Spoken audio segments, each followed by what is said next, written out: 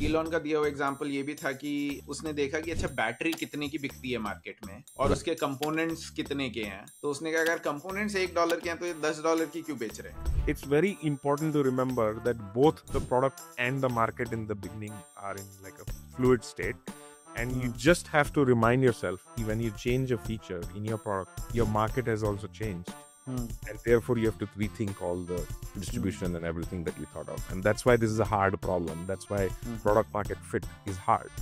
Ryan Peterson एक startup चलाते थे, इम्पोर्ट जीनियस। जब स्टीव जॉब्स ने उनको कॉल किया, क्योंकि वो आईफोन के शिपमेंट्स उसमें आप सर्च कर सकते थे, तो लोगों को शिपमेंट से पहले पता चल जाता था कि नया आईफोन कब आ रहा है। ये उस जमाने की बात है जब 2008, 9, 10, 12 में तो import genius was leaking apples secret data on all iPhone shipments. तो मार्क एंड्रीसन का के जो कुछ फंडे हैं उसमें से जब आप अपना स्टार्टअप आइडिया इवैल्यूएट कर रहे हैं तो वो इस हिसाब से देखते हैं कि प्रोडक्ट के बारे में पहले सोचें और फिर प्रोडक्ट मार्केट फिट के बारे में सोचें। हाँ तो दोस्तों, आज हम पार्ट 2 की बात करेंगे हमारी सीरीज में, जिसमें हम ये बताएंगे कि आप $1 बिलियन कंपनी कैसे बना सकते हैं और अपने आइडिया को $1 बिलियन कंपनी के लिए कैसे इवैल्यूएट करें। पार्ट 1 हमने बात करी थी कि कंज्यूमर स्टार्टअप आइडिया कैसे इवैल्यूएट करें। अब पार्ट 2 में हम बात करेंगे कि ये इन्वेस्टर्स आपका आइडिया कैसे इवैल्यूएट करते हैं। तो हमने आज 7 महारथी इन्वेस्टर्स चूज करे हैं और उनका ज्ञान हम आपके साथ शेयर करेंगे कि वो आइडिया कैसे इवैल्यूएट करते हैं। और अभिजीत और मैंने इनमें से कई इन्वेस्टर्स को खुद भी पिच किया है, तो हमें कुछ पर्सनल एक्सपीरियंस भी है कि ये इस तरीके से कंपनी को देखते हैं। इन इन्वेस्टर्स ने कुल मिला के $3 ट्रिलियन की कंपनी बनाई है। अब ये कितने लाख करोड़ हैं या कितने करोड़ हैं वो तो मेरे को भी नहीं पता, बट ये सबसे दुनिया के सबसे टॉप के इन्वेस्टर्स हमने चूज करे हैं और इनके फ्रेमवर्क्स हम आपके साथ शेयर करेंगे जो कि आपको बहुत मदद करेंगे आपकी स्टार्टअप आइडिया इवैल्यूएट करने में $1 बिलियन हो सकती है। तो अभी ये चालू करते हैं। इन 7 इन्वेस्टर से एक एक करके हम जाएंगे। पहला इन्वेस्टरों का भगवान, पीटर थील। पीटर थील किस तरीके से आइडियाज इवैल्यूएट करते हैं अगर आप उनको पिच करते हैं, उसके बारे में बताएं।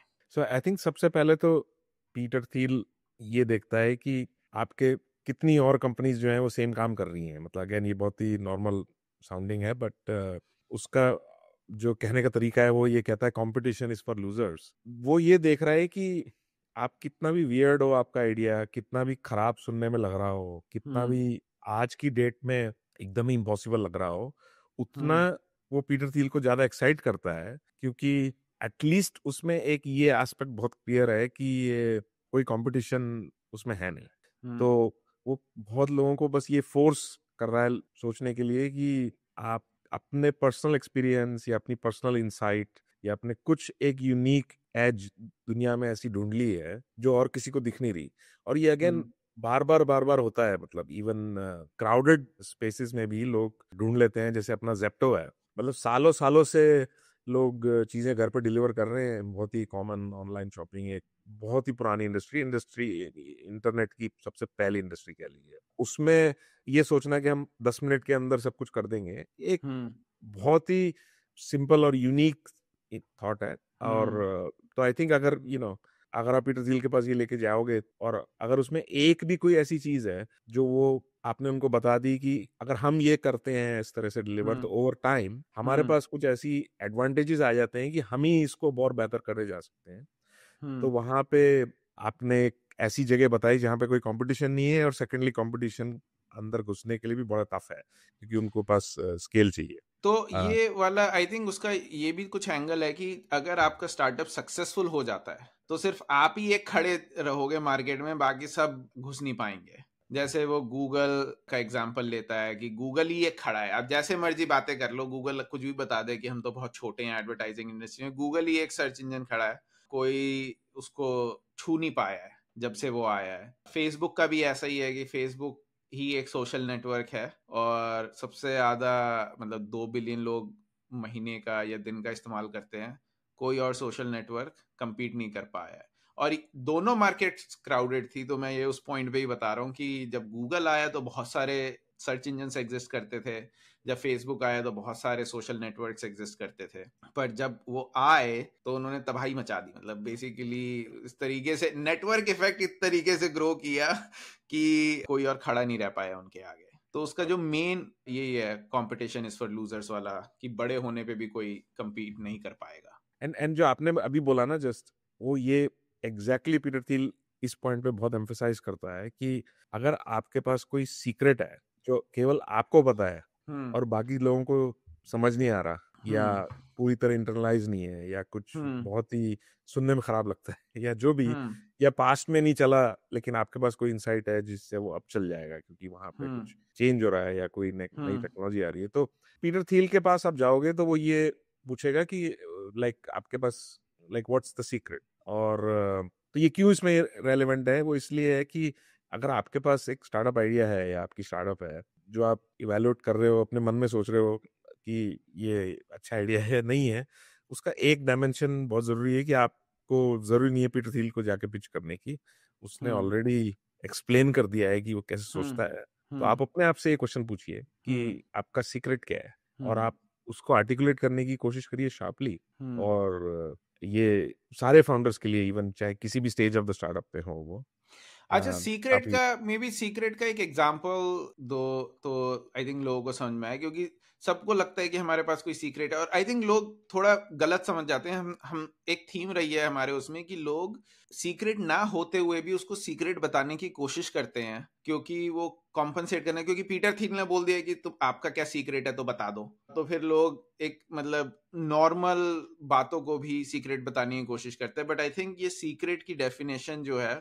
वो काफी स्पेसिफिक है, और वो अर्नड सीक्रेट है, आपका अर्न किया हुआ सीक्रेट। आई थिंक ये सिर्फ सीक्रेट नहीं, ये अर्न सीक्रेट है, तो इसीलिए ही शायद सिर्फ आपको पता है, या आप उसमें सबसे ज्यादा विश्वास करते हो, बाकी कोई विश्वास नहीं करता। तो एक दो एग्जांपल दो, ये सीक्रेट्स क्या हैं जो जिसकी पीटर थिल बातें कर रहा है। ये बहुत ही अच्छा पॉइंट बोला। मैं स्पेसिफिकली पीटर थिल ये बोलता है कि what is a truth that very few people agree with you on. Hmm तो इसमें ना बहुत सारे लोगों का ये एम्फेसिस इस पे रहता है कि ऐसा क्या मैं बोल रहा हूँ जिसमें बाकी लोग एग्री नहीं करते, और इसका जो एक्चुअल डीप डेप्थ है इस सेंटेंस की, वो फर्स्ट पार्ट में है कि ट्रूथ लाइक जो आप कह रहे हो वो सच है या नहीं है। तो हाँ फॉर एग्जाम्पल अगर आप बोलो कि मैं भगवान में नहीं मानता, हाँ पर मेरे आसपास सारे लोग रिलीजियस हैं, मेरे फैमिली में मैं कॉन्ट्रेरियन हूँ, मैं नहीं मानता, this is not a secret, hmm because आपने जस्ट कुछ कॉन्ट्रेरियन वाक्य बोल दिया हम्म लेकिन ट्रूथ नहीं बोला। सच तो ये है कि आपको भी नहीं पता कि भगवान है या नहीं है। तो बिजनेस के अंदर एक मूल सच एक ढूंढना या हम्म बोलना वो बहुत जरूरी है। तो जो अच्छे फाउंडर रहते हैं, जो अर्न सीक्रेट होता है उस पर ट्रूथ मालूम होता है, क्योंकि वो हम्म शिपिंग इंडस्ट्री में काम कर चुका है रायन पीटरसन की तरह। रायन पीटरसन अपने फ्लेक्सपोर्ट में उसने मतलब $10 बिलियन की कंपनी बनाई। फाउंडर्स फंड जो पीटर थिल का फंड है उसमें बहुत बड़ा इन्वेस्टर है। ये सालों से इंपोर्ट एक्सपोर्ट का बिजनेस चलता आया है। रायन हम्म पीटरसन एक स्टार्टअप चलाते थे इंपोर्ट जीनियस, जिसमें हम्म कि वो जस्ट जो सारे इंपोर्ट लॉग्स हैं वो लाइक ट्रांसक्राइब करके वेबसाइट पर डाल देते थे जहाँ पे आप उनको सर्च कर सको। वो हम्म पहली बार वो और उसके भाई का बिजनेस था, दो लोगों का उसमें। डेविड पीटरसन उसका भाई, हाँ। हाँ, और उसमें जो है उनको वो पहली बार वायरल हुए। ये एक अच्छा टिटबिट है, जब स्टीव जॉब्स ने उनको कॉल किया, क्योंकि वो हाँ आईफोन के शिपमेंट्स उसमें आप सर्च कर सकते थे, तो लोगों को शिपमेंट ओ, से पहले पता चल जाता था कि नया आईफोन कब आ रहा है। ये उस जमाने की हाँ बात है जब 2008 9 10 12 में आईफोन वेट का टाइम पता करना मतलब एक बहुत बड़ा है। लोग वेट करते थे, लाइनों में लगते हाँ थे स्टेज हाँ स्टोर हाँ के हाँ बाहर। तो import genius was leaking apples secret data on all hmm iPhone shipments. So it was like a unexpected vector that So I think Ryan, when he was very young, got a call from Steve Jobs, and he had to kind of explain कि भाई ये क्या चल रहा है यहाँ पे। तो हम्म anyway, तो अब उसमें कई साल इंपोर्ट जीनियस में काम करके उसने एक ढूंढा कि यार ये भाई ब्रोकरेज का जो ये पेपर वर्क है, किसी को भी कुछ मंगाना है वो बहुत टफ है, ये सब ऑनलाइन क्यों नहीं है। तो किसी के पास आप कैजुअली जाओ और उसको बोलो तो वो बोलेगा नहीं ये तो है ना, यूपीएस भी है, ये भी है, इतने सारे फ्रेट फॉरवर्डर्स हैं, ये नया क्यों बनाना है। तो पर इस लोगों को समझाना बहुत मुश्किल है कि एक स्पेसिफिक एक कुछ पेपर वर्क है जो बहुत डिफिकल्ट है, ऑनलाइन कोई नहीं कर रहा, और हम्म उसको ऑनलाइन डालने के लिए आपको थोड़ी सी टेक्नोलॉजी, थोड़ा दिमाग लगाना पड़ेगा। और ये एक रायन पीटरसन का बहुत सिंपल सा सीक्रेट है जो उसने हम्म ये काम करके सीखा, उस पर लोगों ने बेट लिया और उसने एक $10 बिलियन का बिजनेस बनाया। तो अब इस केस में he understands a very simple truth may be कि भाई लोगों को पेपर वर्क कम करना है, ये एक पेपर वर्क है जो ऑनलाइन पॉसिबल है, लेकिन बाकी हम्म सबको लग रहा है ये पॉसिबल नहीं है, और ये इस वजह से हम्म पॉसिबल है। एक और एग्जांपल देता हूं मैं। एक सालों से रियल एस्टेट में हम्म एक ऐसी प्रॉब्लम है जो लोग बोलते हैं कि वेट सिग्नेचर चाहिए कहीं पे। हम्म तो अब ये कंपनी, मैं पब्लिकली तो बोल नहीं वेट सकता, वेट सिग्नेचर मतलब मतलब कि पेन आपको से जाके, हाँ, आपको पर्सनली जाके पेन से साइन करना है। साइन करना है जब आप घर खरीद रहे हो हम्म या बेच रहे हो, तो वेट का ये मतलब इंक इंक होनी चाहिए। हाँ बिल्कुल हाँ बिल्कुल। तो अब एक फाउंडर है जिसने मतलब ये एग्री नहीं किया, वो मेरे हिसाब से तो काफी टाइम से सोच रहा है कि ये क्यों।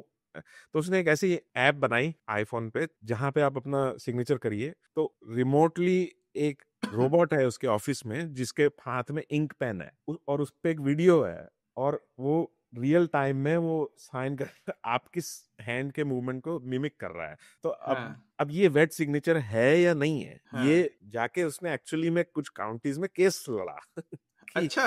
ये, हाँ, कि भाई इसको अप्रूव कराया कि ये technique is equal to wet signature. तो हाँ अब उसने सॉल्व करके उसने यूनिकॉर्न बना दी जिसके बैक हाँ ऑफिस में ये काम होता है। हाँ हाँ ये मेन आइडिया नहीं है, बट ये एक सीक्रेट है जो हाँ कंपनी के बहुत सारे चीज को जो पहले मैनुअली ही पॉसिबल थी अब ऑनलाइन हो सकती है। तो इस तरीके के मतलब बहुत डिटेल में जाके रहते हैं। मतलब हम्म फेसबुक के बारे में पीटर थिल ये बोलता है कि जनरल कंसेंसस उस टाइम पे ये था भाई कि रियल आइडेंटिटी यूज मत करो आप। हम्म जो ऑनलाइन लोग रहेंगे वो अपना यूजर नेम एक कुछ मेड अप आइडेंटिटी के पीछे से करेंगे, और उसके बेसिस पे फिर आपके इंटरेस्ट के बेसिस पे नेटवर्किंग होगी। अच्छा, आपको गोल्फ पसंद है, मुझे भी गोल्फ पसंद है, व्हाटएवर। और फेसबुक के स्टार्टिंग जेनेसिस से ही रियल आइडेंटिटी बेसिस है कि भाई जब तक आपका .edu एड्रेस नहीं रहेगा तब तक आप अकाउंट नहीं बना सकते। तो एक बहुत ही स्ट्रांग वेरिफिकेशन है कि आप एक्चुअली में हार्वर्ड के स्टूडेंट हो, और इसीलिए वो सबसे पहले वो कैंपस में भी चला वगैरह।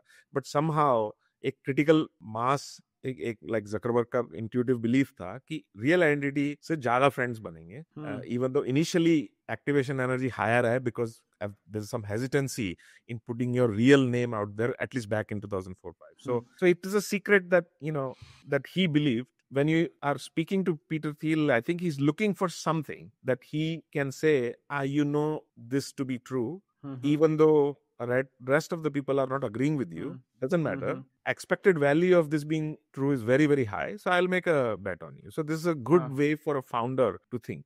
हाँ। तो इसमें एक मेन अर्न सीक्रेट में ये भी है कि ज्यादातर केसेस में बेसिकली फाउंडर को एक्सपीरियंस के थ्रू वो अर्न सीक्रेट आता है। वो बैठ के कुर्सी पे चौकड़ी मार के The सोचने से, yeah. सोचने से नहीं आता कि आप बैठ के कोका कोला पी रहे हो अपनी कुर्सी पे बैठ के, और आप एक हाथ में आपने सिगरेट ले रखे, तो क्या अब मैं अर्न सीक्रेट निकालूंगा यहाँ से, कुछ वैसे नहीं आता। सबसे अगर आपने ये किया, जहां किसी को भनक लग गई ना कि आप दिमाग ज्यादा लगा रहे हो और आपने किया कुछ नहीं है, आपने सारा दिमाग अर्न सीक्रेट सोचने में लगा दिया उसको अर्न करने की जगह वो थॉट सीक्रेट है, वो अर्न सीक्रेट नहीं है, वहीं वो आपको बहुत जल्दी मना कर देते कि भाई नो थैंक यू। या आपके पास कोई एविडेंस नहीं है लेकिन आप हाँ कन्विक्शन से लोगों को बोल रहे हो, और उस पॉइंट पे आप सही हो बाद में या गलत हो वो सेकेंडरी है। हाँ लोग इस पे बहुत मिस्टेक करते हैं कि यार मैं पीटर थिल का भक्त हूं, मैं ये उल्टा बोल रहा हूं जो बाकी लोग नहीं नहीं, उल्टा बोलना काफी नहीं है भाई। हाँ जकरबर्ग ने भी हार्वर्ड के अंदर कुछ ग्रोथ करके दिखाई,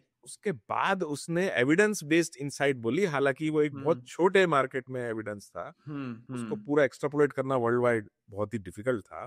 तो ये जो आपका पॉइंट है ना अर्न सीक्रेट, ये बहुत ही, मैं तो कहूंगा कि पीटर थिल को 0 to 1 बुक दोबारा लिखनी चाहिए including your words, because that is the right framing. वो सही तरीका है सोचने का कि आपको खुद आपके पास भी कुछ एविडेंस होना चाहिए कि ये सच है या नहीं है। जस्ट कन्विक्शन से बोलने से कि कल से लोग यही करेंगे अगर मैंने प्रोडक्ट बना दिया, दैट्स नॉट अ सीक्रेट। हाँ ठीक है। तो पीटर थिल हमारा पहला इन्वेस्टर है, तो मेन इसका है कि competition is for losers and earn secrets से बड़ी कंपनी बनती है। तो ये दो चीजें देखेंगे वो आपकी कंपनी में कि अगर ये बड़ी हो जाएगी तो क्या आप कंपटीशन को तबाह कर देंगे, और दूसरा ये कि क्या आपके पास कोई अर्न सीक्रेट है जिससे आप ये कंपनी बना रहे हैं। दूसरे महारथियों के महारथी से की बात करते हैं जिसको हमने स्पेशली इस कैटेगरी में डाला है, जबकि वो इन्वेस्टर नहीं है, वो है हमारे इस युग के विष्णु भगवान इलॉन इलॉन मस्क। चाचा।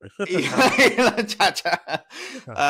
तो इलॉन मस्क का जो सबसे बड़ा वो है स्टार्टअप आइडिया सोचने का फ्रेमवर्क, वो है कि फर्स्ट प्रिंसिपल्स से सोचो। और ये कहने में बहुत आसान है, बहुत छोटा सेंटेंस है कि फर्स्ट प्रिंसिपल सोचो, बट अभिजीत इसको थोड़ा इस डिटेल में बताया कि ये फर्स्ट प्रिंसिपल से सोचना क्या होता है, और इलॉन मस्क फर्स्ट प्रिंसिपल से सोच के कैसे trillion, multiple hundreds of billions of dollars की कंपनी बना रहा है, और एक तो ट्रिलियन डॉलर की है टेस्ला ऑब्वियसली। या आई थिंक रोहित और मेरा जो व्यू है वो ये है कि टेस्ला और में इलॉन पहले इन्वेस्टर था, फिर वो कंपनी चल नहीं रही थी ठीक, तो फिर उसने फाउंडर्स को निकाल के खुद ही अब मैनेजमेंट ज्वाइन कर ली, सीईओ बन गया। स्पेसएक्स तो ऑब्वियसली उसने खुद चालू करी, और उसके बाद से वो सोलर सिटी में उसने इन्वेस्ट किया, और boring company, neural link, XAI, x, ये सब उसके ही के प्रोजेक्ट्स हैं। वो भले ही जो भी उसका टाइटल हो, रोहित और मैं उसको इन्वेस्टर की तरह देखते हैं पोस्ट स्पेसएक्स, क्योंकि उसने कुछ सोच के कि ये चीज चलेगी, ये चीज चाहिए, ये प्रोडक्ट होना चाहिए, उस तरह से वो दिमाग लगा रहा है। तो आई थिंक ये पार्ट ये बहुत ही इंपॉर्टेंट है कि ये अंडर डिस्कस्ड है हमारे हिसाब से कि इलॉन एक बहुत अच्छा इन्वेस्टर है। ऑफ कोर्स वो बहुत ही जनरेशन में एक बार आने वाला फाउंडर भी है, लेकिन एज एन इन्वेस्टर भी हाईली अंडररेटेड है, इफ दैट्स पॉसिबल, कि Elon can be underrated on any dimension. But okay, so I think जैसा रोहित बोल रहे हैं कि एक प्रॉब्लम को उसके बेसिक पार्ट्स को तोड़ने में और वहां से फिर सोचने में इलॉन चाचा हमारे सबसे आगे हैं। तो उसका जो सबसे अच्छा एग्जांपल है जो मेरे को पता है वो ये है कि भाई जेफ बीजोस के पास एक बहुत ही सिंपल सी इनसाइट थी कि भाई इंटरनेट बहुत तेजी से ग्रो कर रहा है। तो ये बहुत ही नॉर्मल सी सोच है इंटरनेट बहुत पहले अर्ली इंटरनेट से, कि भाई इंटरनेट एक डायरेक्ट कम्युनिकेशन एनेबल कर देगा अपने लोगों के साथ, तो आप बीच के लोग हटा सकते हो, मिडिल मैन नहीं रहेंगे। ये टेक्नोलॉजी के जेनेसिस में एक प्रॉमिस था। तो उसने सोचा कि हम ऑनलाइन चीजें बेचेंगे। अब उसको कुछ नहीं पता ऑनलाइन चीजें बेचने के बारे में, उसको सब कुछ उसने फर्स्ट प्रिंसिपल से सोचा। अगर आप वहां जाके यूट्यूब पे उसकी 94-95 की वीडियोस आप देखोगे तो हर चीज वो फर्स्ट प्रिंसिपल से बोल रहा है। उसने एक स्प्रेडशीट बनाई कि दुनिया में लोग क्या क्या चीजें खरीदते हैं, उसमें उसने कॉलम बनाए कि ये चीज यूएसपीएस से भेजी जा सकती है कि नहीं, अच्छा नहीं तो ये हटा दो, इसमें से इतने सारे आइटम तो एक्स हो गए, क्योंकि ये कोई डिलीवरी सिस्टम है ही नहीं पहले, ये यूएसपीएस एक्सेप्ट नहीं करेगा, राइट। तो ये चीज जो है ये टूटेगी क्या जाने रास्ते में, राइट। ये चीज जो है इसके जो नंबर ऑफ SKUs हैं वो इतने लार्ज हैं कि वो एक फिजिकल लोकेशन में फिट नहीं होंगे, देयरफॉर एक ऑनलाइन स्टोर के पास बहुत मैसिव एज है। तो जैसे कि बुक्स की तादाद दुनिया में कम से कम 3 मिलियन है, आई थिंक म्यूजिक सीडीज उस टाइम 1 मिलियन different artists थी, so it's impossible to build a bookstore that has all the books in the world. So there can be only online bookstore that can do this, can have this long tail of books in. तो उसने ऐसे 3 बड़े simple से 4-5 column बना के भाई एक problem को तोड़ा कि क्या चालू करे, और आज वो मतलब कई ट्रिलियन डॉलर की कंपनी है। लेकिन उसके जो स्टार्टिंग की जो सोच है ना वो बहुत ही इलॉन के फर्स्ट प्रिंसिपल थिंकिंग से मिलती जुलती है। तो इलॉन का फर्स्ट प्रिंसिपल का मैं एक और मतलब इलॉन के दिए हुए एग्जांपल एक आधा बताता हूँ। एक तो इलॉन का दिया हुआ एग्जांपल ये भी था कि उसने देखा कि अच्छा बैटरी कितने की बिकती है मार्केट में और उसके कंपोनेंट्स कितने के हैं, तो उसने कहा अगर कंपोनेंट्स $1 के हैं तो ये $10 की क्यों बेच रहे हैं। तो वो इस हिसाब से भी प्रॉब्लम को एकदम ब्रेक डाउन करता है कि अच्छा $1 की बैटरी है तो मैं सिर्फ ये नहीं मान लूंगा कि अच्छा $10 की ही होती है बैटरी, मैं जाके एकदम कहूँ उसको अंदर घुस के बोलूंगा कि अच्छा एक एक पार्ट इतने, कॉपर इतने का है, लेड इतने का है, एल्यूमिनियम इतने का है, सारी चीजों का मैं प्राइस करूंगा और फिर मैंने देखा कि $1 की है पर तो बैटरी $10 की क्यों है। तो वो इस तरीके से फर्स्ट प्रिंसिपल्स को यूज करता है। वो उसने और भी कुछ एग्जांपल्स दिए हैं कि जब उसको एक तरीके से वो इडियट इंडेक्स बोलता है कि अगर कोई चीज के कंपोनेंट्स का पार्ट बहुत कम है और वो बिकती बहुत ज्यादा की है, तो कहता है उसको इडियट इंडेक्स उसने नाम दिया है कि प्राइस इंक्रीज का जो रीजन है वो ये कि बीच में बहुत गधे बैठे हैं जो उसका प्राइस बढ़ा रहे हैं। तो जैसे जेफ बेजोस का भी एग्जांपल है, उसने इसी तरीके से प्रॉब्लम को ब्रेक डाउन करके ये किया कि अच्छा अगर किताब जा रही है, एक तो किताब भेजनी है, दूसरी किताब जा रही है ऑनलाइन स्टोर से किसी वेयर हाउस से, तो उसका जो कॉस्ट होगा कि भेजने का वो कम होगा किसी को स्टोर में जाके खरीदने से और सबको एक्सेस मिलेगा। ये 30 साल पुरानी बात है, हम आज कर रहे हैं, तो मतलब it stands the test of time and it will continue to stand the test of time. अब मैं बताता हूँ ये क्यों मैंने जेफ बेजोस की स्प्रेडशीट से चालू किया। क्योंकि इलॉन मस्क ने सबसे पहले ये नहीं सोचा था कि मैं रॉकेट कंपनी बनाऊंगा, उसने ये सोचा था कि लोगों को इंस्पायर करने के लिए एक प्रोजेक्ट करते हैं जिसमें कि हम एक रॉकेट भेजेंगे मार्स, जिसमें कि एक बायोम होगा और वो वहां जाके ग्रीन हाउस बन जाएगा, and we'll publish a photograph of like a red of a green plant against a red planet, and it will be very dramatic and it will inspire people to go back to Mars. And I think he wanted to use a small fraction of his money, like he उसने ना 100 million बनाए, तो उसने सोचा मैं 5-10 million इसमें खर्च करता हूँ, जिससे कि लोगों को बड़ा इंस्पिरेशन आएगा कि हम मार्स जाएं। अच्छा, उसने उसके लिए सीरियस होता गया, इस पे तो किताबें हैं, कितने लोगों से वो जाके मिला, कितने उसने लंच किए, पीटर डियामांडिस, ये सब डॉक्यूमेंटेड है, लोग पढ़ें। वो एक उसने ढूंढा कि आईसीबीएम से ये पॉसिबल है, तो उसने इंटर कॉन्टिनेंटल बैलिस्टिक मिसाइल खरीदने की कोशिश करी। उसके लिए वो 3 बार रशिया गया।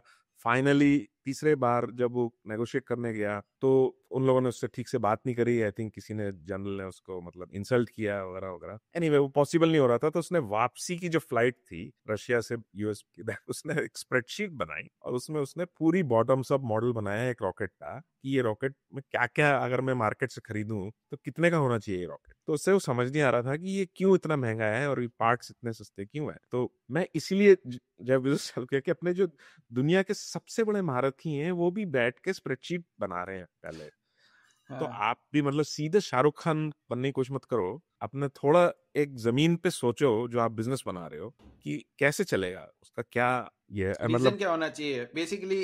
फर्स्ट वो स्प्रेडशीट आपको फर्स्ट प्रिंसिपल से सोचने में हेल्प करेगी, क्योंकि यही एक इन्वेस्टर देख रहा है कि आपने अपनी स्प्रेडशीट बनाई है या नहीं। इससे पहले कि इन्वेस्टर स्प्रेडशीट बनाए, उसे आपकी स्प्रेडशीट देखनी है, आपके फर्स्ट प्रिंसिपल्स देखने हैं, वो आपका आइडिया उससे इवेलुएट करेगा। और हम भाई हम ये नहीं कह रहे कि ये जो इन्वेस्टर अपने पूछता है कि अब फोरकास्ट दिखाओ, वो सब बकवास, बिजनेस प्लान स्प्रेडशीट नहीं बोल। हाँ हाँ। हम ये बोल रहे हैं कि भाई वो जिस चीज को पीटर थिल ट्रूथ बोलता है, कोई फंडामेंटल ट्रूथ, इन लोगों ने कुछ फंडामेंटल ट्रूथ एनालाइज किया है, हम्म जिससे कि उनने कोई इनएफिशिएंसी ढूंढी है एग्जिस्टिंग हम्म मार्केट में, कि चाहे वो रॉकेट बनाने की प्राइस हो। इलॉन ऐसे सिंपल से क्वेश्चंस की, रॉकेट खड़ा होकर क्यों बनता है, उसके लिए हम्म आपने अगर देखा हो सैटर्न 5, ये जो अपोलो रॉकेट्स थे, हम्म ये वर्टिकल कंस्ट्रक्शन होता था उनका।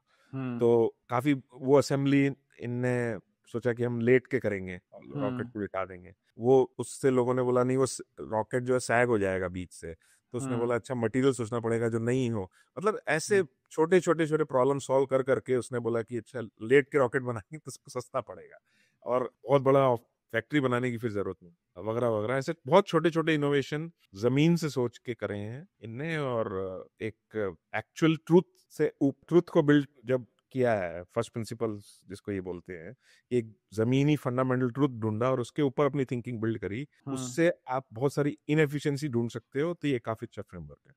तो ये दूसरा महारथी फ्रेमवर्क है कि फर्स्ट प्रिंसिपल से सोचें, क्योंकि इन्वेस्टर्स भी थोड़ा फर्स्ट प्रिंसिपल से सोचेगा। तीसरे महारथी पे आते हैं जो अपने एरिया में सबसे ज्यादा महारथी है, वो है पॉल ग्राहम, जिन्होंने वाई कॉम्बिनेटर चालू किया। अब उनके काफी स्टार्टअप का काफी ज्ञान जो है, अगर स्टार्टअप के ज्ञान पे बुक लिखी जाएगी तो मेरे को लगता है कि आधी से ज्यादा बुक तो पॉल ग्राहम की एडवाइस से भरी होगी, पॉल ग्राहम की इनसाइट से भरी होगी। तो पर उसमें से हम एक या दो की इनसाइट ही की बात करेंगे कि जो वाई कॉम्बिनेटर या पॉल ग्राहम जैसे इन्वेस्टर्स देखते हैं या जिसके लिए वो पैसे देते हैं। तो एक तो है कि पॉल ग्राहम का मानना है कि startup is equal to growth, कि वो स्टार्टअप तभी है अगर वो बहुत तेजी से ग्रो करे। और आई थिंक कुछ फाउंडर्स को समझ में नहीं आता कि ये फास्ट ग्रोथ वाला कॉन्सेप्ट, कि ये फास्ट ग्रोथ क्यों चाहिए, या ये कम ग्रोथ को भी वो फास्ट ग्रोथ समझ लेते हैं। पर इन्वेस्टर्स के लिए, जो जिससे इन्वेस्टर्स के कान खड़े होते हैं ना, अगर एक बार आपने कंपनी चालू कर दिया, आप आइडिया के बारे में सोच रहे हो, वो है कि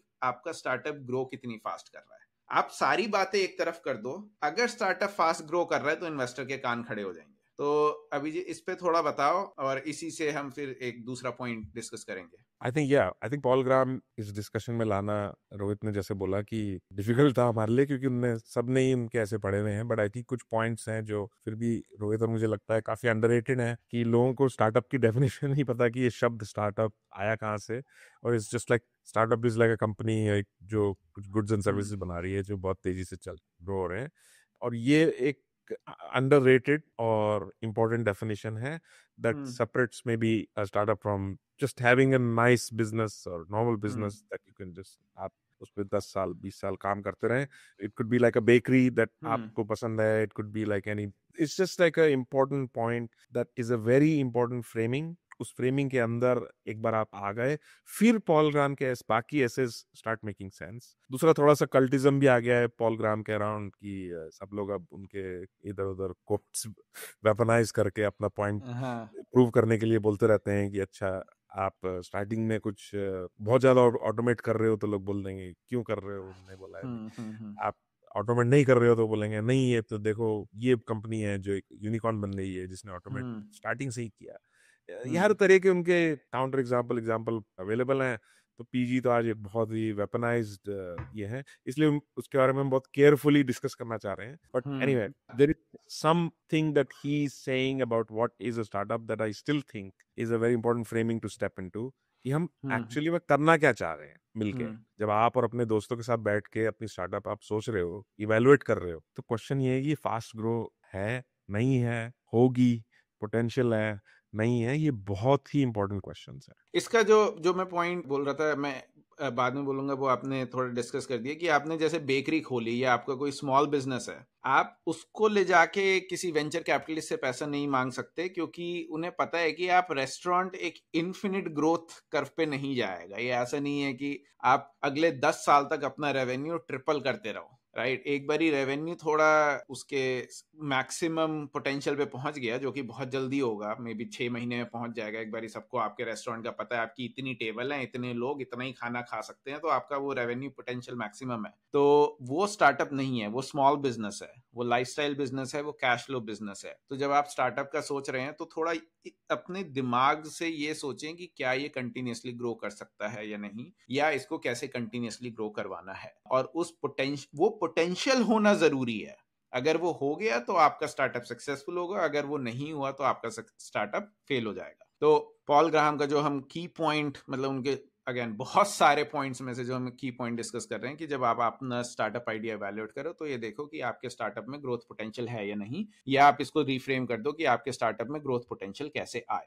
तो ये तीसरे हमारे महारथी थे. चौथे महारथी, अब पता नहीं इनको रैंक कैसे करें, सबके सब इतने लेजेंडरी लोग हैं, पर फिर भी हम किसी ऑर्डर में डिस्कस, कोई ऑर्डर नहीं है, बट जैसे जैसे हमें ध्यान आए हम वैसे डिस्कस करें. तो चौथे महारथी हैं मार्क एंड्रीसन. मार्क एंड्रीसन को कैसे डिफाइन करें, इन्होंने पहला वेब ब्राउजर बनाया. ये मतलब शुरू से ही टेक्नोलॉजी के सबसे एडवांस्ड एरियाज में काम कर रहे हैं. फिर इन्होंने एंड्रीसन हॉरोविट्ज का फर्म बनाया, इन्वेस्टमेंट फर्म बनाया, जो कि अपने आप में आई थिंक दुनिया का अब सबसे बड़ा है, one of the largest firms है, इन्वेस्टमेंट फर्म्स है. तो इनके जो स्टार्टअप के फंडे हैं वो भी सुपर डुपर से भी ऊपर के हैं. तो मार्क एंड्रीसन का के जो कुछ फंडे हैं उसमें से जब आप अपना स्टार्टअप आइडिया इवैल्यूएट कर रहे हैं तो वो इस हिसाब से देखते हैं कि प्रोडक्ट के बारे में पहले सोचें और फिर प्रोडक्ट मार्केट फिट के बारे में सोचें. तो मार्क एंड्रीसन के कुछ फंडे बताइए. तो मार्क एंडरसन के जो अच्छा फंडा, बहुत सारे फंडे हमने दिए हैं, बट जो अच्छा फंडा रोहित और मुझे लगता है वो ये है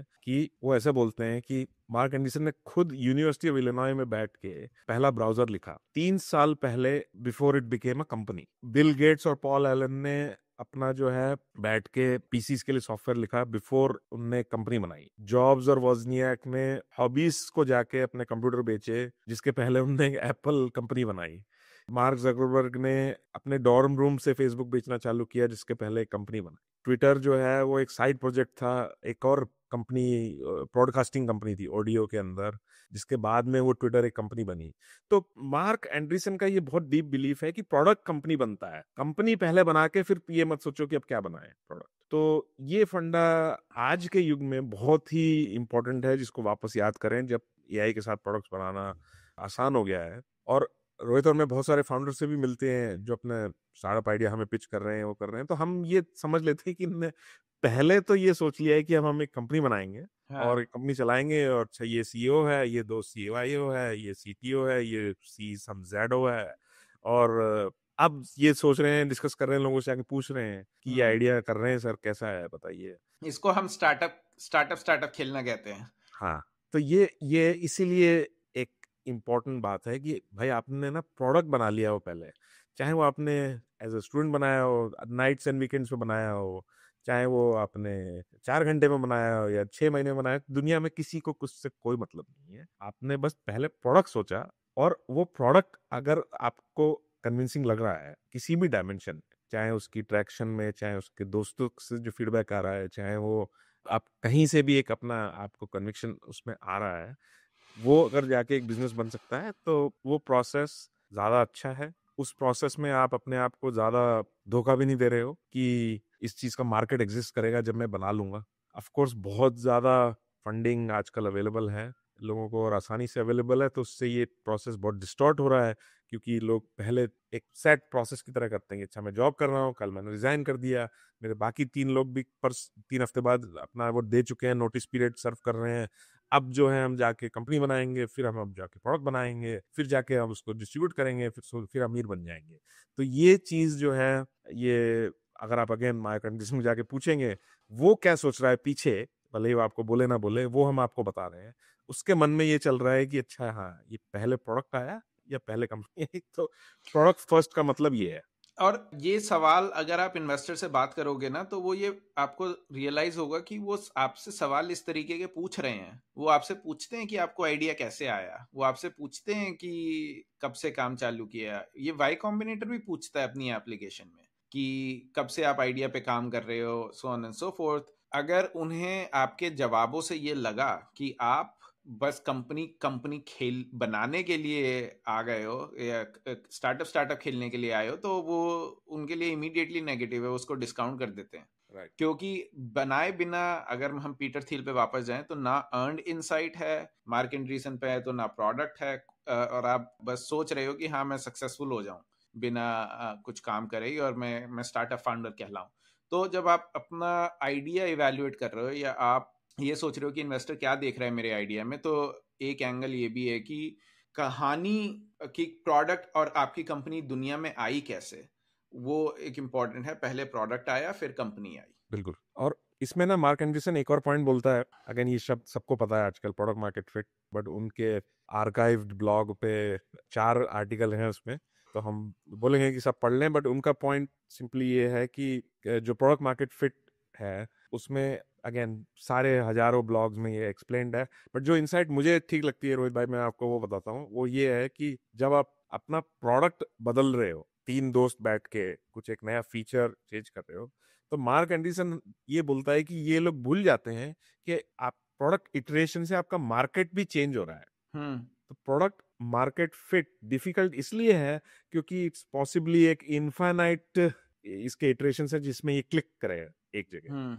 तो लोग क्या है ना, प्रोडक्ट चेंज करते रहते हैं, अपना मार्केट फिक्स्ड रखते हैं कि हम्म। मैं एक एक फाउंडर से बात कर रहा था जो अपना कुछ लाइक पेरेंट्स के लिए कुछ सोशल नेटवर्क बना रहा है, तो हम्म। उसमें वो जो भी फीचर्स डिस्क्राइब कर रहा है वो बड़े सटल से वे में उसका मार्केट हल्का सा तब्दील कर रहे हैं कि अच्छा अब वो थोड़ा hmm. Younger parents of younger kids को अपील कर रहा है, या parents of whatever. So it's very important to remember that both the product and the market in the beginning are in like a fluid state, and you hmm. just have to remind yourself कि when you change a feature in your product, your market has also changed, hmm. and therefore you have to rethink all the hmm. distribution and everything that you thought of, and that's why this is a hard problem. That's why hmm. product market fit is hard.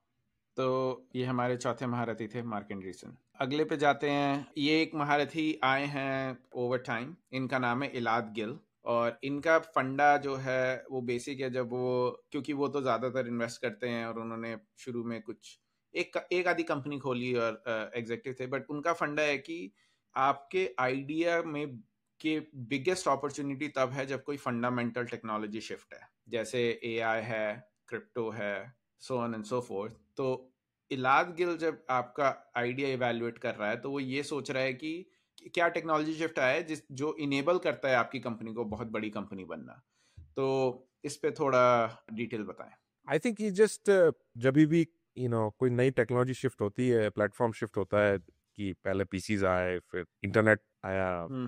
फिर mobile आया, अब AI आया, तो ये just एक insight है, लोगों को इंट्यूटिवली सबको पता है कि नए बिजनेसेस, नए स्टार्टअप्स पॉसिबल हैं। तो ये हम्म। जस्ट आइडिया सिंपल सा, ये जस्ट मैंने जो सबसे पहली बार सुना वो इलाट गिल से सुना, इसलिए हम्म। उनको यहाँ पे डाला है कि वो एक बहुत अच्छा फ्रेमवर्क है इवेलुएट करने का, कि भाई आपने आज ये जो आइडिया सोचा है, ये हम्म। किसी एक टेक्नोलॉजी या प्लेटफॉर्म शिफ्ट या यूजर बिहेवियर शिफ्ट या कहीं पे कुछ दुनिया में बदला है जिससे कि आज ये पॉसिबल हो रहा है, जो कि पहले पॉसिबल नहीं था। ये इस तरह से सोचना एक फाउंडर के लिए बहुत पॉसिबल है। अगेन, इलाट गिल से ये सबसे पहली बार हमने सुना था, इसलिए आई थिंक ये वेल नोन इंसाइट है, बट इम्पोर्टेंट क्राइटेरिया है to think about your idea, कि दुनिया में हम्म। ऐसा क्या शिफ्ट हो रहा है जिससे कि आज ये चीज पॉसिबल है जो आप करना चाह रहे हम्म। हो, जो ये पहले पॉसिबल नहीं थी। और इसके एग्जाम्पल्स भी बहुत सारे हैं कि आप मतलब लंबी लाइन बना सकते हो इन एग्जाम्पल्स की। जब मोबाइल आया तो उससे कितनी बड़ी कंपनीज आई, आप चाहे ऊबर देख लो चाहे कुछ और देख लो। फेसबुक एक्चुअली बड़ी कंपनी भी मोबाइल उससे बनी, शिफ्ट से, so on and so forth. So जब भी ऐसा, amazon ये सब कंपनी है जो बड़ी, वो सब बड़ी इंटरनेट कंपनीज हैं, तो हर शिफ्ट में ऐसी बहुत कंपनीज आती हैं और बहुत कंपनीज बनती है। अब एआई में भी यही होगा कि ऐसी बहुत कंपनीज बनेंगी जो बहुत बड़ी बनेंगी, और आपको ये देखना है कि आपका आइडिया इस टेक्नोलॉजी शिफ्ट का एडवांटेज भी ले रहा है या नहीं। वो एक तरीका है देखने का। अगले महारथी इन्वेस्टर की बात करते हैं। इनका नाम है कीथ रबॉय। ये ऑपरेटर रहे हैं पहले, और शायद 20 साल से इन्वेस्ट कर रहे हैं एंजल कैपेसिटी, और उसमें 10-15 साल से प्रोफेशनल इन्वेस्टर की तरह। उनका फंडा उन्होंने तो आई थिंक अपने ट्विटर पे पिन किया हुआ है। वो ये कि आप वो आइडिया में ये देखते हैं क्या ये आइडिया एक लार्ज मार्केट, लो एनपीएस और वर्टिकली नॉन इंटीग्रेटेड कंपनीज को टारगेट कर रहा है या नहीं। अगर आपकी मार्केट बड़ी है, फ्रैगमेंटेड है कि बहुत सारे छोटे छोटे प्लेयर हैं, लो एनपीएस है मतलब हर कोई घटिया है, और सब कुछ डक्ट टेप सोल्यूशन इस्तेमाल करके सब हाफ सर्विस प्रोवाइड कर रहे हैं, क्या आपका आइडिया उनको डिसरप्ट कर रहा है या नहीं। ये उनका कोर बिलीफ है या कोर प्रिंसिपल है जिससे वो आइडिया इवैल्यूएट करते हैं। तो इसके कुछ एग्जांपल बताएं और इसका कुछ डिटेल बताएं। इसका तो एक एग्जांपल है कि जैसे ओपन डोर जो हम्म। कंपनी ने चालू करी, वो एक रेसिडेंशियल रियल एस्टेट बहुत बड़ा मार्केट है। उस मार्केट में कोई भी अपने एजेंट और लोन ऑफिसर से खुश नहीं है। मतलब वो एक लो एनपीएस सेक्टर है। एनपीएस माने कि आप अपने इस सर्विस को आप अपने फ्रेंड को रिकमेंड करोगे या नहीं करोगे। तो एक लोन ऑफिसर और एजेंट से जो रिश्ता है वो बड़ा ट्रांजैक्शनल है। उनके पास भी कोई खास इंसेंटिव नहीं है, क्योंकि उनको पता है कि आप 10 साल बाद आओगे अब दोबारा, तो आपको कोई बहुत अच्छी सर्विस देने का उनके पास भी कोई इंसेंटिव नहीं है। तो इसलिए एक ओवरऑल लो एनपीएस स्कोर है।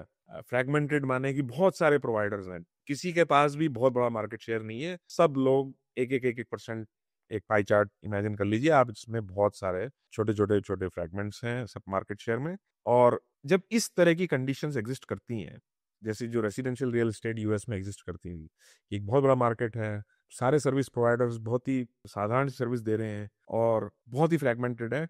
जब भी इस तरह की कंडीशन हो, तो there is an opportunity for some business person to create a vertically integrated offering. माने कि एंड कंज्यूमर के लिए आप सब कुछ कर दीजिए जो आज ये फ्रेगमेंटेड प्लेयर्स कर रहे हैं। तो आप ही उनके लिए फिर एजेंट भी बन जाइए, आप उनको लोन भी दे दीजिए, आप उनका घर का ताला भी, घर साफ करके भी दे दीजिए। आप उन्हें total end to end service दे दीजिए, जहाँ पे उनके पास जब इंटेंट आया मुझे घर खरीदना है, तब से लेकर उनके वो एक चाबी मिल जाए उस घर की, जिसमें वो they can enter and do a puja. ये कंपनी ओपन डोर है यूएस में, या इसका काफी क्लोज है। ये उनने सोची, और ये रोहित और मुझे बहुत अच्छा फॉर्मूला लगता है। बहुत सिंपल सा फॉर्मूला है, काफी प्रैक्टिकल है, और ये रिपीटेड है। मतलब ये उनने स्क्वायर में भी, जब उनने कंपनी थी जिसमें वो सीओ थे, आई थिंक जैक डॉर्सी की जो दूसरी कंपनी है, उसमें भी सेम था कि भाई स्मॉल बिजनेसेस के लिए जो पेमेंट सिस्टम है वो बहुत ही एक बड़ा मार्केट है, क्योंकि स्मॉल बिजनेसेस बहुत सारे हैं यूएस में। अगर आप इन्हें एग्रीगेट कर लीजिए, उसमें जो वो पीओएस यूज कर रहे हैं, पॉइंट ऑफ सेल पे जो क्रेडिट कार्ड स्वाइप करने की जो मशीन है, वो बहुत सारे लोग दे रहे हैं। और कोई भी उसमें प्रोवाइडर ऐसा नहीं है जिसको लोग वो बोलते हैं वाह, मतलब ये तो एप्पल की तरह उसका एनपीएस नहीं है। उनका एनपीएस मतलब 40 है, 80 नहीं है एप्पल एप्पल की तरह। तो वहां पे उन्होंने सोचा कि एक एप्पल एस्क प्रोडक्ट बनाया जाए, जो एक वर्टिकली इंटीग्रेट प्रोडक्ट है, जिसमें कि उनके बिजनेस का बैक ऑफिस भी उसमें इंक्लूडेड है, पीओएस भी इंक्लूडेड है, एक आपके रेस्टोरेंट को वर्कर्स को पे करने का पेरोल भी उसमें इंक्लूडेड है, उसमें एक टिप लेने का सिस्टम भी इंक्लूडेड है। ये जो अलग अलग चीजें चाहिए एक स्मॉल बिजनेस को, सारे एक प्रोडक्ट में दे दीजिए, तो बहुत बड़ा बिजनेस बन सकता है। कुछ हद तक आप सोच सकते हैं कि शॉपिफाई भी इसका एक बहुत अच्छा एग्जाम्पल है, कि शॉपिफाई के पहले जो प्रोडक्ट्स यूज होते थे वो सारे लो एनपीएस प्रोडक्ट्स थे, कई सारे प्रोडक्ट्स थे और मार्केट बहुत बड़ा है। तो ये की तरह बॉय का जो फ्रेमिंग है वो बहुत अच्छी है। स्ट्राइप भी मेरे ख्याल से इसका एक एग्जांपल दे सकते हैं, online payments processing is Right. उन्होंने बहुत ही बेटर कर दी।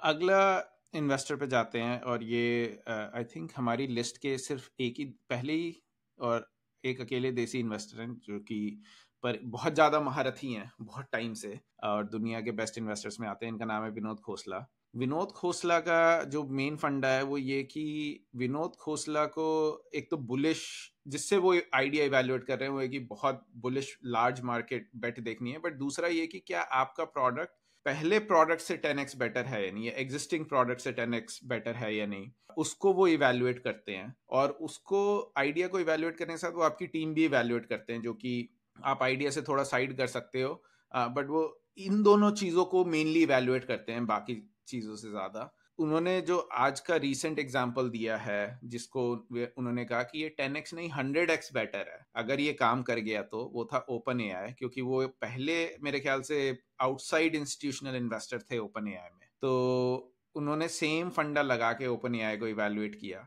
अभिजीत थोड़ी और डिटेल बताओ विनोद खोसला के बारे में कि वो आइडियाज को कैसे इवेल्युएट करते हैं। तो विनोद चाचा के बारे में तो जितना बोला जाए बहुत कम है। बहुत ही अमेजिंग स्टोरीड इन्वेस्टर हैं सिलिकॉन वैली के। उनकी जो दो बातें हैं जैसे रोहित ने बोली जो हमको काफी प्रैक्टिकल लगती हैं, जो हम फाउंडर्स को बताना चाहते हैं, वो यही है कि 10 टाइम्स बेटर नॉट 10% बेटर। और दूसरा कि the team you build is the company you build. मतलब कि आप बहुत ही अच्छे लोगों को अपने साथ जोड़िए, भले ही वो बहुत कम हो, और जो भी आप बना रहे हैं वो कम से कम पुराने ऑल्टरनेटिव से 10 गुना बेहतर हो। जैसे कि उबर के अंदर जो उसका ऑल्टरनेटिव था वो ये था कि रोड के साइड में खड़े होकर आप हाथ हिलाइए तब एक पीले रंग की टैक्सी रुकेगी, या इंडिया में लाल पीले की, या कॉल करिए फिर वेट करिए काफी लंबा टैक्सी को आने के लिए। तो उससे बेहतर आपने एक बटन दबाया और कार आ गई। ये एक दो रीजनेबल लोग ये एग्री कर सकते हैं कि ये शायद 5-10 गुना बेहतर एक्सपीरियंस है। हालांकि ये कुछ क्वांटिफाइड नहीं है but it's just way better. और तो विनोद चाचा ये दो चीजें बोलते हैं जो हम सारे फाउंडर्स को एम्फेसाइज करना चाहते हैं कि सारे चीजों में जो वो बोलते हैं उसमें ये डिस्टिल्ड इंफॉर्मेशन बहुत ही हाई वैल्यू और बहुत ही हाई सिग्नल है कि अच्छी टीम बनाइए और ये अपने आप से पूछिए कि क्या जो मैं कर रहा हूँ वो वाकई में 10 गुना बेहतर है। और इसी पे वो इन्वेस्ट करते हैं, तो उनकी बेट्स भी छोटी मोटी नहीं रहती हैं, वो ऐसे वर्ल्ड चेंजिंग बेट्स रहती हैं। अगर आप पुराने ज़माने में जाएं, उन्होंने सन माइक्रो सिस्टम्स से शुरुआत करी थी, तो उन्होंने इसी चीज़ में इन्वेस्ट किया था जब उन्होंने जूनिपर नेटवर्क्स या किसी चीज इस तरह की कंपनीज में इन्वेस्ट किया था कि एकदम ही फेस ऑफ टेक्नोलॉजी बदल गया था कि मे बी इंटरनेट को इनेबल करने की टेक्नोलॉजीज में उन्होंने इन्वेस्ट किया था जो कि 10x बेटर थी जो एग्जिस्ट करता था उससे। अगला और आखिरी 7वां नंबर, मतलब कोई रैंकिंग नहीं है but again 7th legendary investor David Sacks. David Sacks को तो अभिजीत बहुत करीब से ही जानते हैं, उनके साथ काम किया है 2 साल जेनेफिट्स में एज उनके चीफ ऑपरेटिंग ऑफिसर जब डेविड सैक्स सीईओ थे। तो डेविड सैक्स के फंडे तो मैं सीधा बोलूंगा, अभिजीत आप डायरेक्टली बता दो, मेरे को तो कुछ उसको सेटअप करने की जरूरत नहीं है क्योंकि वो तो आपको एकदम अंदर से पता है। डेविड सैक्स बहुत ही लेजेंडरी इन्वेस्टर हैं। अगर अब तो पता नहीं अंडररेटेड है या नहीं, बट बहुत ही शार्प आई है उनकी to detect good founders and good products, अभी से नहीं पिछले 20 साल से। तो उनकी जो दो बातें हैं जो अगेन बहुत ही इस एपिसोड के कॉन्टेक्स्ट में कि हम अपना आइडिया सोच रहे हैं कि हमारा आइडिया अच्छा है नहीं, हमारी कंपनी ठीक चल रही है नहीं, हम लोग सही डायरेक्शन में जा रहे हैं या नहीं, उसमें वो दो बातें जो डेविड सैक्स बोलते हैं जो हमें बहुत अपील करती हैं वो है, पहली बात प्रोडक्ट हुक के बारे में सोचिए। तो वो प्रोडक्ट हुक किसी भी वो एक कंपेलिंग फीचर है, एक ऐसी चीज है या एक ऐसी लाइन है जिससे कि आप मार्केट में अटेंशन ग्रैब कर लेते हो। और वो डेविड सैक्स बोलते हैं कि ये एक्चुअली में बैठ के क्रिएट किया जा सकता है, ये मतलब एक अनइंटेंशनल आउटकम नहीं है। तो किसी भी चीज का एक बहुत ही सिंपल हुक सोचना, ये वो बहुत सालों से बोल रहे हैं जो आज शब्द एक पॉपुलर हो गया है। तो प्रोडक्ट हुक एक अटेंशन ग्रैबिंग मैकेनिज्म या फीचर बहुत ही क्रिटिकल है। और अगेन ये सबसे पहले डेविड सैक्स ने पॉपुलराइज किया था इस आइडिया को। और दूसरा उनका आइडिया है कि भाई जितना टाइम आप प्रोडक्ट को इनोवेट करने के बारे में सोच रहे हो उसमें आप और उतना ही टाइम लगाइए डिस्ट्रीब्यूशन पे इनोवेशन करने के बारे में भी। तो जो अच्छे प्रोडक्ट्स हैं उनके अंदर एक ऐसी एबिलिटी रहती है जिससे कि वो नए टाइप के यूजर्स तक इजीली पहुंच जाते हैं या नए मार्केट्स को ढूंढ लेते हैं। या तो जैसे अपने पेपैल के अंदर एक लाइक आप जब किसी को दूसरे को पेपैल से पे कर रहे हो तो उस बंदे के पास एक ईमेल आईडी होना जरूरी है, उसके पास पेपैल का अकाउंट होना जरूरी नहीं है। तो इस तरह से एक वायरल मैकेनिक्स पेपैल के आइडिया में ऑलरेडी बिल्ट इन है। तो वहां से आई थिंक उनको ये एक लेसन मिला कि डिस्ट्रीब्यूशन का इनोवेशन बहुत जरूरी है। ओरिजिनली आईफोन में आईफोन अपने आप ही घुसेड़ देता था कि सेंड बाय आईफोन सिग्नेचर, आपके ईमेल का सिग्नेचर आईफोन डिसाइड कर रहा है कि क्या है। लेकिन एक था लाइक उससे जब ईमेल आती थी तो लोग बोलते थे अच्छा सेंड बाय आईफोन। तो एक जस्ट एक वायरल मैकेनिक्स है आपके प्रोडक्ट के अंदर जिससे कि बाकी सबको पता चल रहा है। तो प्रोडक्ट हुक में वो तो खैर बहुत सारे एग्जांपल हैं कि भाई एक बहुत सिंपल सा रॉबिनहुड मेरा फेवरेट एग्जांपल है कि उसका बड़ा सिंपल सा हुक है। आप किसी दोस्त से मिलो, पूछो भैया ये रॉबिनहुड क्या करता है, वो बोलता है $0 कमीशन पे आप स्टॉक खरीद सकते हो। बड़ा एक लाइन में मैं किसी को डिनर के ऊपर या इसके ऊपर बता सकता हूँ। तो आपकी जो स्टार्टअप है, क्या मैं वो एक लाइन में ऐसे लोगों को बता सकता हूँ क्या कि ये इसका मोटा मोटी जो यूज है वो ये है। ऑफकोर्स रॉबिनहुड 50 और चीजें करती होगी बट तो इस चीज को कि $0 कमीशन को डेविड सैक्स हुक बोलते हैं। उनने एक स्टार्टअप में इन्वेस्ट किया था तो जो नहीं चली, वो थी स्कूटर कंपनी बर्ड। तो अगेन उसमें एक बड़ा सिंपल सा प्रोडक्ट हुक था कि ये ना आपको बहुत छोटे डिस्टेंस कहीं जाना है तो आप इजीली चले जाओ। और इनोवेटिव डिस्ट्रीब्यूशन था क्योंकि बर्ड ऑटोमेटिकली प्री पैंडेमिक जब हम लोग सब एक्चुअली में फिजिकल वर्ल्ड में रहते थे और घरों में नहीं रहते थे तो ऑटोमेटिकली वायरल था क्योंकि आप बर्ड स्कूटर जाते हुए देख रहे हो हर जगह तो आज वहाँ बर्ड का लोगो दिखता है। तो अगेन बहुत दो सिंपल सी चीजें हैं कि उससे एक बहुत वायरल ग्रोथ फ्यूल हुई थी। तो ऐसा होता रहता है दुनिया में कि ये एक प्रोडक्ट हुक और इनोवेटिव डिस्ट्रीब्यूशन अगर किसी ने साथ में सोचा है वो काफी powerful attention grabbing products, fast growing products create कर सकता है। सो अगेन डेविड सैक्स बार बार इन चीजों के बारे में एम्फसाइज करते हैं। तो जब वो आपका आइडिया इवैल्यूएट कर रहे हैं तो सबसे पहले वो आपका आइडिया हुक इवैल्यूएट कर रहे हैं और फिर ये इवैल्यूएट कर रहे हैं कि प्रोडक्ट डिस्ट्रीब्यूशन इनहेरेंट है या नहीं, या आप ये प्रोडक्ट डिस्ट्रीब्यूट कैसे करोगे। Right. ये दो चीजें उन्हें बहुत इंट्यूटिवली और जल्दी समझ में आनी चाहिए। अगर उन्हें समझ में आ गई तो आपको इन्वेस्टमेंट मिल सकती है, आपका आइडिया एक बड़ी कंपनी बन सकता है। तो ये 7 लोग थे जिनके इवैल्यूएशन फ्रेमवर्क हम आपको बता रहे हैं, हमने आपको बताए हैं। पहला है पीटर थील, दूसरा इलॉन मस्क, तीसरा Paul Graham, Marc Andreessen, Elad Gil, Keith Rabois, Vinod Khosla और डेविड सैक्स। ये 7 महारथी इन्वेस्टर हैं। अगर आप अपने आइडिया को इन 7 इन्वेस्टर्स के पर्सपेक्टिव से देखेंगे, क्या मेरे आइडिया में कोई अर्नड इनसाइट है और अगर बड़ा हो गया तो कंपटीशन को तबाह कर देगा, क्या मैंने फर्स्ट प्रिंसिपल से सोच के बनाया है, क्या मेरे स्टार्टअप में रैपिड ग्रोथ है, क्या मैंने पहले प्रोडक्ट बनाया है या पहले कंपनी बनाई है, क्या अभी कोई टेक्नोलॉजी शिफ्ट हो रहा है या नहीं, क्या ये एक लार्ज मार्केट है, लो एनपीएस है और बाकी सब इसको खराब तरीके से कर रहे हैं, क्या ये 10x बेटर है, और क्या इसमें प्रोडक्ट हुक है कोई डिस्ट्रीब्यूशन के साथ। मतलब ऐसा कोई आइडिया नहीं जहां ये सारी चीजें ट्रू होंगी, बट अगर ये है तो आपका आइडिया एक बहुत बड़ी कंपनी बन सकता है। तो ये हमारा पार्ट 2 कंक्लूड करते हैं हम यहाँ कि ये इन्वेस्टर्स जिन्होंने $3 ट्रिलियन की कंपनी बनाई है, ये चीजें देखते हैं एक आइडिया को इवेल्युएट करने में। पार्ट 3 अगली बार करेंगे। फिर मिलते हैं हम लोग।